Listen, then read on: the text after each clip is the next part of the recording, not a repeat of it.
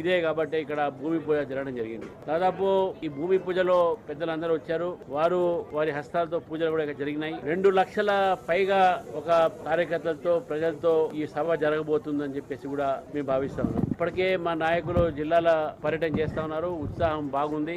నరేంద్ర మోదీ గారు ఎలక్షన్స్ అయిన తర్వాత మూడోసారి ప్రధానమంత్రి అయిన తర్వాత మొట్టమొదటిసారి తెలంగాణకు రావడము దాంతో అనేకమైనటువంటి కేంద్ర ప్రభుత్వం ప్రాజెక్టులు తెలంగాణ ప్రజలకు దేశానికి అంకితం చేయబోవటము ఇవన్నీ కూడా ఉంటాయి ఇక్కడ. కాబట్టి ఈ యొక్క భూమి పూజలో మీరందరూ వచ్చినందుకు మీ యొక్క సహకారాన్ని అదేవిధంగా తెలంగాణ ప్రజల్ని కూడా నేను కోరుతా ఉన్నాను. మన ప్రధానమంత్రి మొదటిసారి వచ్చారు కాబట్టి వారికి భవ్యమైనటువంటి స్వాగతం తెలుపుతాము.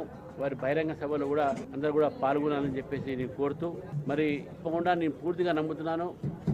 ఏ విధంగా అయితే ఈరోజు దేశంలో మొత్తం మార్పులు జరుగుతూ ఉన్నాయో దేశ ప్రజలు బీజేపీ విధానాలు మోదీ గారి నాయకత్వం చూస్తూ ఉన్నారు.